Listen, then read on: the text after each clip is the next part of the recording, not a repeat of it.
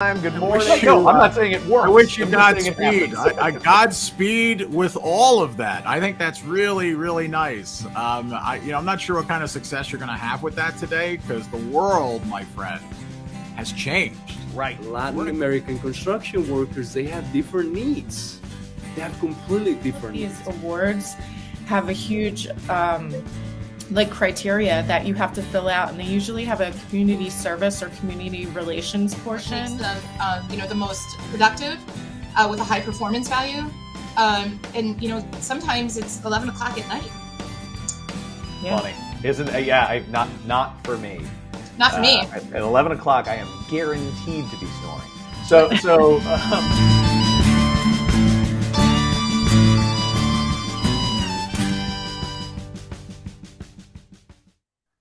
Good morning. It's morning huddle time. Chad Prinky here, along with my co-host and producer, Stacy Holzinger.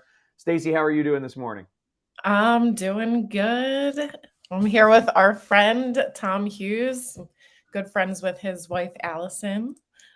How you doing today? Good morning, everybody. Good morning. Good morning.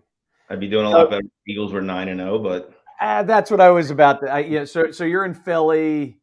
The Eagles were streaking, and the streak came to an end at the hands of the Washington, D.C. football Commanders. The storied Commanders. The storied Commanders. It's yep. Long history against the Commanders. Get used to it. That's what I'm getting used to it. I was really settling into football team there for a while, but it's actually a better name than the Commanders. It's at least more descriptive. At least what do they do? There's no question what the football team does. So Tom joins us today to talk about practical applications of lean in construction, and lean is a concept that's been around for a long time, and really was born out of the manufacturing industry, and is something that's been applied successfully in various industries.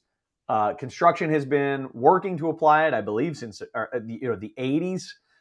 There are lots of things that we probably do that are normal today that were a part of lean methodology or lean philosophy, but there is so much room to grow, so much room to improve. And Tom has, I think, a really practical, down-to-earth story, a series of stories about how to apply lean in your world today. So if you're an audience member and you're hearing this, you're thinking, okay, I've heard lean, I don't know exactly what that pertains to. You're going to walk away today with some stuff that you really will be able to start to go and do that'll help you to apply lean principles and get the gains that sort of stands for. So Stacy, let's make sure that we get great interaction from our audience today. I'd love to have some audience questions in the last few minutes here. I will carefully put you on hold. Hopefully I don't black out today like it happened last week, but and Tom and I will get rolling through this conversation. All right, sounds good. See you soon. See you, Stace. So Tom, first off, what's your story? What's your background? Give us a little framework for who you are.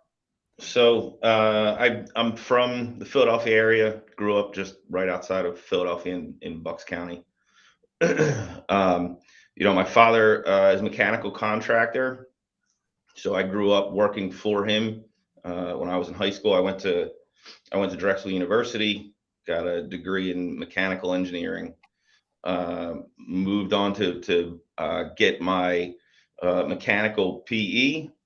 I realized while I was working as a mechanical engineer that I didn't want to just be behind a desk all day. I wanted to be out in the field.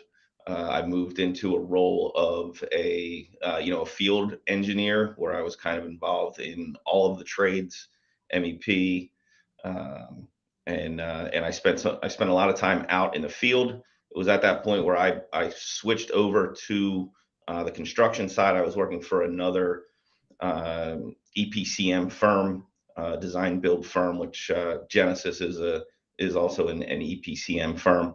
I joined the CM group, and I held a lot of different positions, from a construction manager or a superintendent to an assistant project manager or project manager.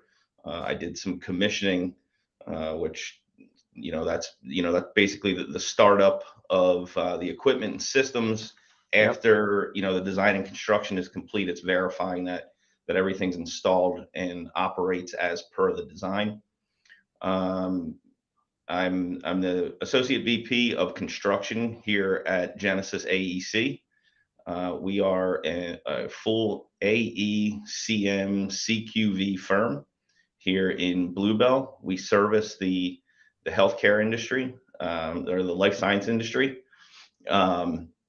90% of what we do is with pharma companies. We have 5 offices. We've got our office here in Bluebell, our home office. This is where our construction group operates out of. Our construction group is, mainly regional at the moment. We serve, basically the from New York down to Virginia, kind of the Atlantic region.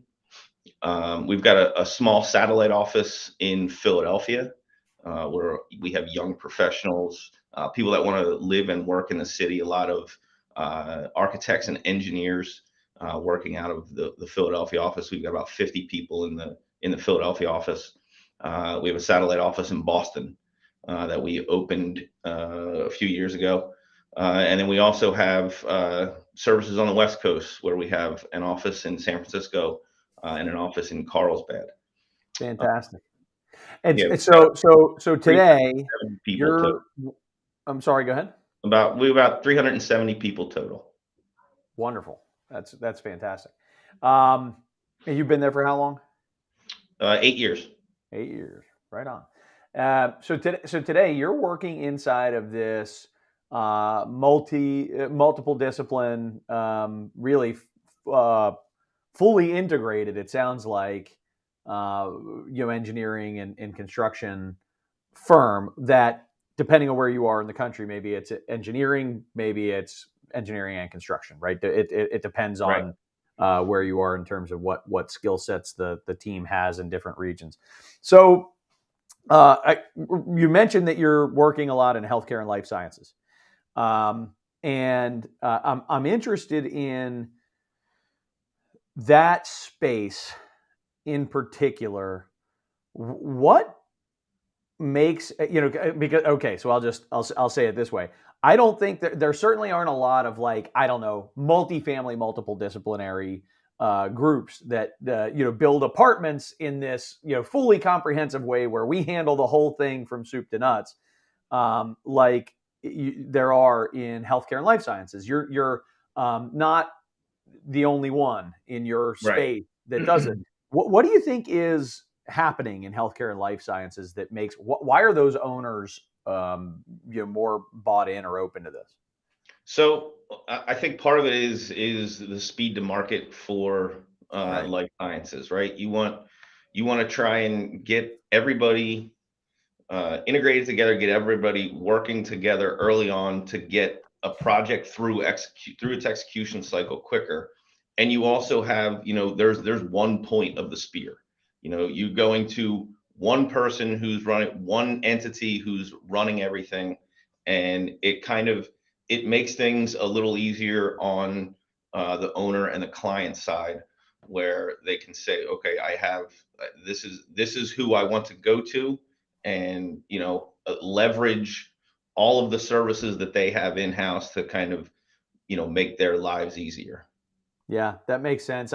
So if it comes down to speed to market, what you're saying, I think, is that by its nature, the way that you're delivering projects is faster. Right. So enter lean. This is, I think, a good opportunity to talk about that and the efficiency or reduction of waste. Let's define lean. What is lean about? What does it mean in particular, applied to the construction industry? Yeah, so at the heart of it, I mean, the true tenet of lean, whether it's lean construction, lean design, you're just looking for the elimination of wastes and coming up with a more efficient way to execute a project. You know, they like to say there's 7 wastes on a construction project: transportation, inventory, motion, waiting, overproduction, overprocessing, and defects. So rework, you know, constantly moving things around when you're out in the field. Um, you know, just sending out too many raw materials out to the site, or sending out, you know, everything that you need for the project, and just overcrowding the construction area. It's kind of picking up on those wastes and eliminating them in order to, you know, make the process more efficient. Yep. You know, we talked previously about how the construction industry, there hasn't been any improvements in efficiencies over, you know, the last 50 to 60 years. So you know, it's trying to find ways to improve on those processes, you know, and utilize all of the new technologies that we have in order to do so. Yeah, so that's one of the interesting things about it. The more you dig into what lean is all about, what it stands for, it's a lot of things. It's because, to your point, it's more of a philosophy. It's more of a strategy overall than it is any one or set of solutions. So when you look at, you know, practical applications of lean philosophy, lean strategies in your work, give us a few specific success stories that, you know, or start with one. I don't want to, I don't want you to have to weave, you know, but you know, start with a success story that'll paint the picture so that we can really wrap our hands around what you mean. Well, I'll give you a really good one that was recent. You know, we talked about this a little bit yesterday, but it was a prefabrication of an electrical substation. It was a large substation room. It was, you know, 24 by 50 foot long in 2 sections. One of the sections 96,000 pounds, the other section 36,000 pounds. And before we met yesterday, you know, we were in the process of setting those 2 sections up on the roof on one of our projects. In fact, I was out on that client site yesterday as that was going on. We had to prefabricate that entire substation room in order to get it set and in place and start, you know, we're about to start executing the shutdowns and switchovers, because we couldn't shut down the existing gear in order to execute all of the electrical scope on the project. We had to essentially add an entire, you know, new substation to the project in order to get the shutdowns that we needed, because this is an existing building. It's a vivarium building, so there's operations 24/7. You know, the subjects in that building don't get to work 9 to 5 and go home at the end of the day.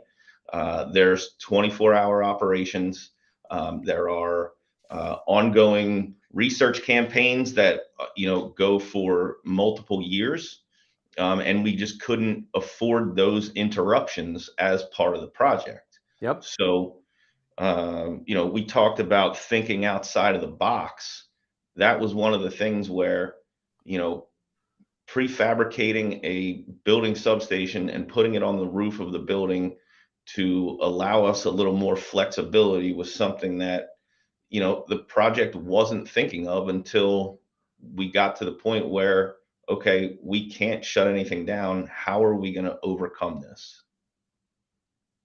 That's awesome. So pulling, and which, if you could put your finger on it for us, which are the moments where, if you hadn't had the exposure and training with lean, you may have missed it? So I would say, you know, not getting, you know, kind of that the old way of thinking of, you know, everybody's kind of siloed, not pulling everybody together in having that big room mentality, which, during COVID, that wasn't something that was always easy to do. Right. We were fortunate enough where we were essential employees during COVID, and we were still able to gather together somewhat, but we also utilized, um, teams, and other remote technologies to kind of get everybody together. But it that in the field, hands-on, getting the electrical contractor together with the electrical engineer and the construction team and going through it, and whether it was a Teams meeting or trying to get people in person to walk down the facilities, that was important. It's getting the right people in the room. Yep. Yep. That makes sense. And so it starts with that. It's really it's not just a way of thinking, it's a way of behaving, it's a way of acting, and saying to ourselves that it's rooted in the thought that we're one team and that we need to collaborate to create solutions across our different groups. And I mean, what are the most important things to be able to pull that off? Because I'm trying to picture, Well, and I've certainly been a part of it in different environments in on project teams. I'm trying to picture the roadblocks to collective problem solving. so for What's us, necessary to pull that off? yeah, for us, it's almost second nature because we have all of our services in-house: architecture, engineering, construction management, commissioning. And then it's, you're getting those, you build those relationships with trusted trade partners, and you get the early collaboration with them.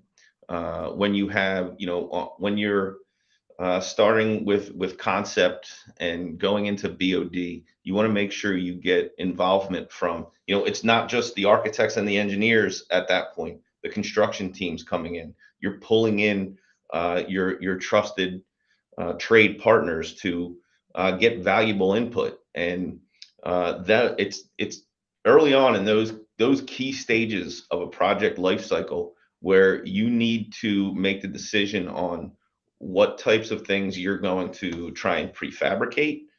What do you want to make modular? And what are going to be some of the roadblocks, and who's the best to talk about those roadblocks with the people that are going to be doing it in the field. Yeah. And that type of collaboration, we live that every day here at Genesis. And just bringing in the trade partners, there's a number of trade partners that we have, really good relationships with, that it makes that collaboration a lot easier.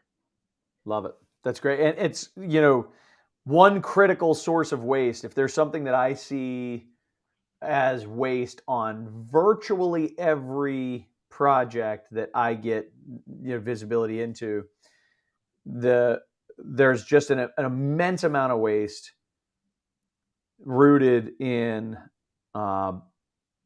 leaving the trades out of the process until, of the design process, of the planning process, until so late in the game that they are really stuck with, they're stuck with it. They're stuck with a set of challenges, with a set of problems that then compound. Because if the trades ahead of them haven't resolved potential issues earlier, right, they're left with plans that lack so much coordination that they're really designing it anew as they go, and it turns into a mess. Right, and that's the key of getting them in early. And the engineers of record will get the design to a point where then it can be handed off to the trade partners, and all that coordination then happens in a 3D model. You start building that 3D model, at your 50% design, and then now the shop drawing process has started at the at 50% design as you're going through that coordination, as opposed to completing a full set of construction documents and giving it to the trades to then leave to them to coordinate, all of the other miscellaneous items. It's let them start coordinating early. They have knowledge of the facilities. They've been doing this a long time. It's much more efficient for them to do that coordination than for the engineers to coordinate it and then give it to the trade, the contractors to also coordinate. And then having that 3D model, we've got these 3D model workstations that are actually out in the field, so that the trades are working right off of those workstations. There, you flip open a gang box, it's got a monitor in it, it's got a computer in it, and they got the 3D model up on the screen, up on the open gang box lid, and then you got people are working out of the real-time model, as opposed to somebody's out there with a piece of paper that's bulletin 1 and you're on bulletin 10. It's like, all right, well, here's another waste. You've just created rework for yourself because you got to redo something because you didn't have, the most up-to-date documents. Totally. Yeah, it's so I'm as I work to distill action items and takeaways for the audience. What I've got 3 things that I just want to call out, and then a couple other questions for you. Number 1 is big room. This idea of having a big room. The big room, I think, really refers to inviting everybody who's going to be a part of the conversation into one big conversation about the issues and collectively working on those. Is that right? That's the big room? And listening to people's ideas and thoughts, and no matter right, how yeah, instead of forwarding your own outlandish they agenda. may be, yeah, like take nothing's off the table, right? You whatever, anything you can think of that could potentially help the project. I'll give you an example. This was something that I thought was completely outlandish at the time, but it wound up being a success. Is we put a tower crane on top of an operating building, an operating vivarium. When that idea first came out, I was completely against it. I thought it was absolutely insane. But we went through the steps, and we triple checked everything. We were performing vibration analysis on the steel as we were setting the crane up there and moving the crane around, just to make sure that there was no disruptions to science during the time that it was up there. And then we utilized pool planning in order to expedite the schedule to get that crane off of the roof as quickly as possible. And we prefabricated a lot of the utilities and equipment that was going up on the roof that was being set with that crane in order to execute that. But when that idea was first floated out there, my thoughts were, no way, not on my watch. But Yeah. We did it, and it was a big win for the project and the team. That's awesome. That's so second concept, and it kind of locks in with the first one. But the second takeaway that I want to surface is early collaboration. The earlier, the better. Early collaboration, early coordination. So inviting people into the big room ASAP, as opposed to doing things maybe the old-fashioned way. And then number 3, I've got finding and implementing the right tools to enable or enhance that collaboration. So this is where you're talking about, 3D models, and you're talking about, give devices that are out on gang boxes, and Right. Giving people the tools that lock up with that. And this is where I think a lot of people are getting it wrong. Is that, I had a conversation recently with a general contractor, and I was talking about interesting technologies, interesting softwares. And he said, man, the last thing I want is more software in this company. The last thing we need is more software in this company. I started laughing. I was like, but what if it's the right software? And he goes, no, you don't get it. Software isn't the solution. Software's, it's the tool. Right. The solution has to be developed, and then we got to find the Right. right software that'll enable us to follow that solution. And that's so smart. It's absolutely spot on. And so the idea isn't, we're going to buy all these softwares. We're going to get all these softwares integrated into our company. That can't be where you start. What you have to start with is these concepts, these pillars of collaboration and communication in the big room, and pool planning, and a series of other different things that we should be doing, and then ask ourselves, what are the appropriate tools? Because sometimes it's a freaking whiteboard, right? Yep. And Yep. and sometimes it's a piece of paper. But if we're working to eliminate waste, we're probably going to identify the right softwares as a part of that. So I'm going to bring Stacy back here. I'm sure she has some questions from the audience, and some things that we can build on from here. So Stace, what do we have? So JT Trainer said, which softwares does the company leverage to implement these lean practices? So right to that point, what softwares do you use? So as long as I can start with just the disclaimer that don't start with software. I like to say that you've got to learn the fundamentals of math before somebody just gives you a calculator and you start doing it. You have to learn how to, like for instance, pool planning, the fundamental way to do it on a whiteboard with stickies, or on a long wall in a big room with the sticky notes, and figuring out the milestones and making forwards and backwards passes through the schedule. I'm sure a lot of people have done that and not even realize that they were doing pool planning. There's plenty of pool planning software programs out there. We've used a couple of them. They were big help during COVID when people were trying to work remotely. We're looking at some 4D scheduling programs that allow you to take the schedule and kind of build the project using animations. So we've got a couple of those that we're looking at utilizing. Virtual reality to allow virtual walkthroughs of the model with, whether it's with the end users, with maintenance, so you can help spot things that may require rework, so you're not doing it in the field. I don't know. I don't want to just start naming softwares, but those are some of the things that we utilize. Excellent.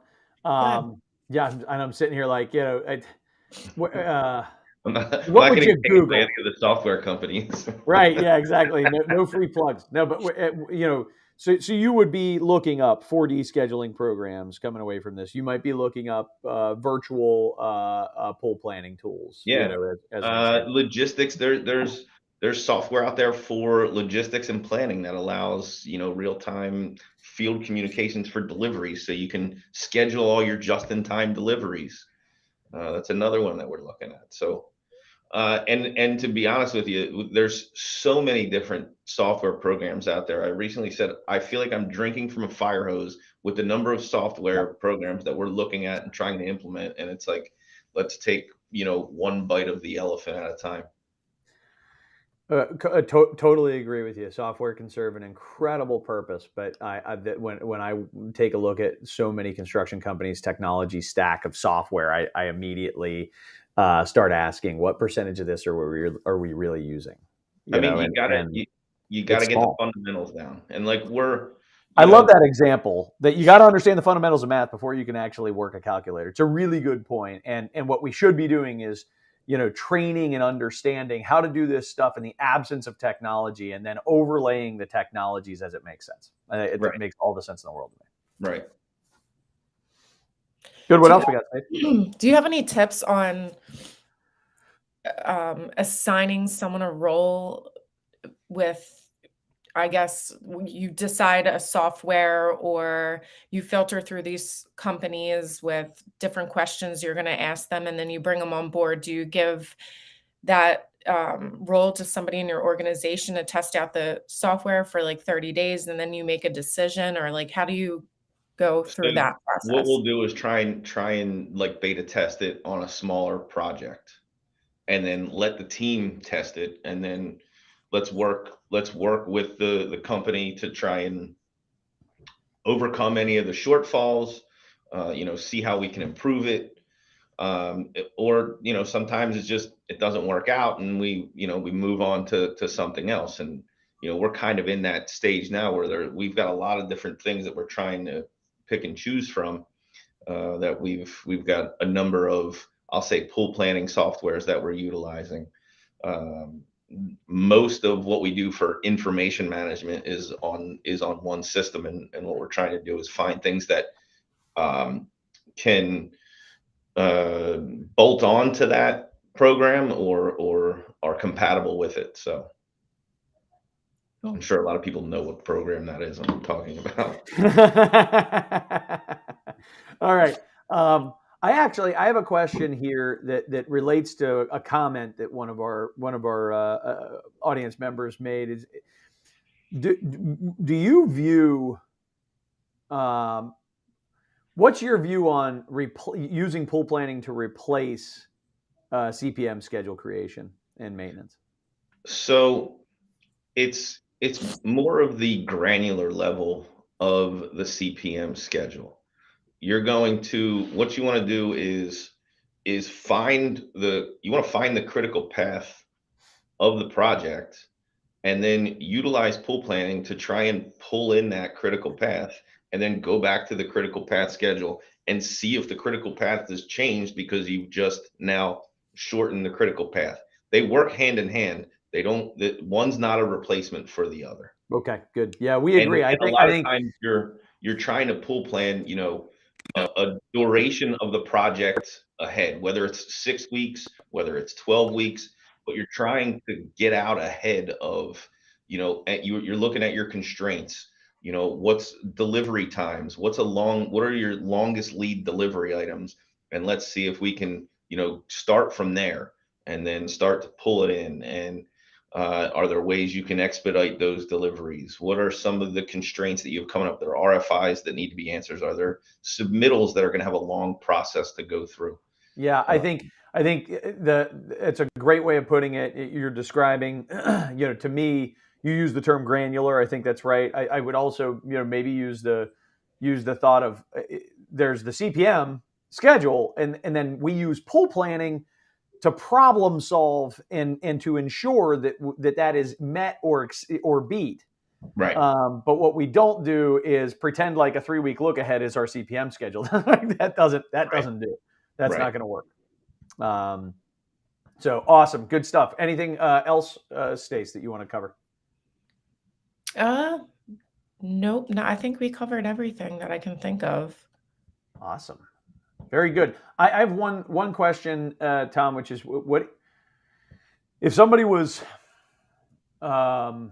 inspired by the conversation that we had today, and if somebody is just sick and tired of the inefficiency that they are experiencing on their projects, whether it's a trade contractor, it's somebody at an A&E firm, or a general contractor, what advice would you give to them to dig in deeper, learn more, and figure out the kinds of skills that would help them to improve using lean?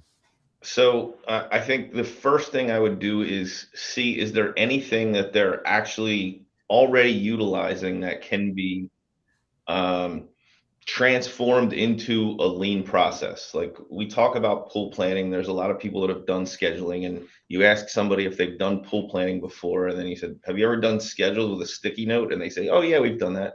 All right, so you've already started to do that. There's resources out there. The Lean Construction Institute, we have a Mid-Atlantic community of practice that I'm a part of. That's an excellent resource, the Lean Construction Institute. They have a lot of publications, books, on target value delivery, on transforming construction and design. So that's a good area of resource.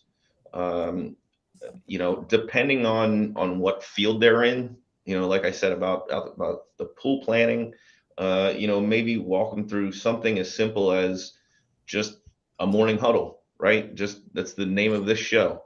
Having a morning huddle and utilizing, what we like to do is we utilize whiteboards with the floor plans on them, and then we have whiteboards that have you talk about schedule and coordination and safety, and it's a 15-minute stand up with the trades. Sometimes you've got the building owners or building maintenance involved in that as well. And it's just, all right, who's going to be where? Are we all on the same page and playing from the same sheet of music? Okay, ready, break. So here's here again, surfacing the takeaways from this conversation. Love it. Take a critical eye to what you're currently doing today and ask yourself, can these things be transformed? Is there waste that we can eliminate? Are there tools that we should be using? But take a critical look at what you're doing and ask yourself, is there anything that can be transformed? Number two, and I'm going out of order, but number two, just start holding a morning huddle with the people associated with your project. 15-minute stand up where everybody talks about what they have going on that day. And that sense of awareness can oftentimes surface opportunities to eliminate waste, to create gains, and to help each other to run a better, more safe work environment. And then number three, if you're really passionate about this stuff, get involved potentially in the Lean Construction Institute. Stacy shared the link in the chat. That's something that people can check out and educate themselves further, join peer communities, and start to apply concepts that will make your projects better. Right. Does that summarize, Tom? Yeah, and I think the important thing is start small. Pick one thing to try and transform instead of trying to flip the whole project on its ear. Like we talk about starting with a morning huddle. Just pick one thing and then let it grow organically from there. And also, if anybody wants to, they can feel free to reach out to me. I could talk about this all day, sort of. Awesome. And he has nothing going on, so you can really just reach out to Tom anytime. I'm completely bored. He's got nothing. As long as you're comfortable with a little depression today, post Eagles loss, but you're trying to spot a Monday after an Eagles win, give Tom a call. It'll be a great discussion. That's all right. The last time they were 8-1, they won the Super Bowl. Oh, see, there it is. I love it. Isn't it great when you start pulling random statistics here? And hey, look, I'm sorry about the World Series loss. Really sorry about the World Series loss, but I think the economy thanks you, if I understand that correctly. I think so. That's, as history indicates. Yeah. If anybody doesn't know, look that one up. All right, Tom, thank you so much for joining. We really appreciated having you. I look forward to future conversations with you on the huddle and off, my friend. It was good to get to know you through this. Yeah, man, appreciate it. Thanks a lot. It was a lot of fun, and I'd definitely be up for doing it again. All right, Awesome. Thank you. Thanks, Tom. Yeah. All right, Stace, let's do some cleanup. Let's bat some cleanup here. First things first. We're like rapidly approaching the end of this season. We have 2 episodes left in season 3 before we take a break through the month of December. And we're not actually 100% sure what date we're coming back, but it'll be the winter. We'll be back this winter at some point. But next week, I'm really excited for the conversation. We're going to be having my good friend and developer, Mead Rhodes, on, who is going to be talking about really what matters to a developer, and in his case in particular, an affordable housing developer, when it comes to forging a strong general contractor partnership. So we'll be hearing from that side of the equation next week, which I think will be great. I hope that our audience joins in force and asks all the tough questions of an affordable housing developer. Mead, I would love to watch my buddy tap dance and handle those questions. That'll be a lot of fun. So we have that coming up. Stacy, do we have a Steel Toe Wait, you Communications missed one marketing more. tip of the week? And then the 29th, we have Kathy Hum joining us. Another awesome human. Last episode of this season, yeah. Yeah, and Kathy is going to be coming on to talk about how HR is not just, ho-hum HR if we're doing it right, but how HR is strategic for a construction firm. And no matter what your size, how you should be thinking about HR strategically. That'll be a really valuable conversation. I'm craving a marketing tip. Stacy, what do you got? Yeah, so I sent out a poll a couple days ago, holiday planning. I just want you to be a little bit more strategic and when it comes to holiday planning. And one of the things that when I work with my clients, the biggest thing is to make sure that you have a current list of people that you're working with the past year or two.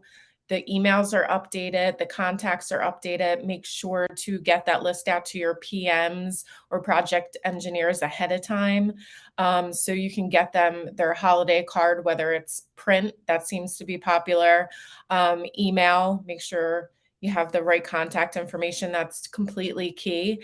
And when you're thinking about gifts, personalization is the best way to go. It's more memorable.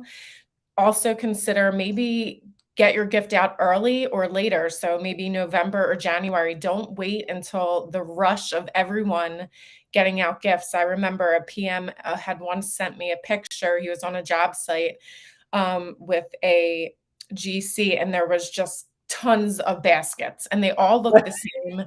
And our little basket just was so tiny compared to everybody else. And it's like, that's not memorable. And everyone's getting, and there's so much waste there too. Everyone's getting treats at the same time. Sure. So think about gift giving at a different time, and Love you'll it. stick out a little bit more. I love it. That's a great idea. Thank you, Stacy. Sure. All right, cool. Guys, I think that covers it for today. One thing that I did want to mention is that what Tom was talking about, really does require teams to operate effectively as one unit. And his firm, Genesis AEC, has the benefit of having really a lot of the responsibilities under one roof, where they are actually one company, so it's not theoretically as hard to actually act that way. But something that I spend a lot of my time doing is team building. And if anybody is listening to this and thinking we have team issues, I would love to chat with you about what's going on and see if there's any opportunity to help. It relates so much to what we talked about today. Like I say, if anybody's dealing with it, we should talk. So, Stacy, I'll see you next week. Yep. Thanks again to Tom. Thanks to the audience. Thank you so much for joining us as always. Please spread the word. See ya. Have a great one. See ya.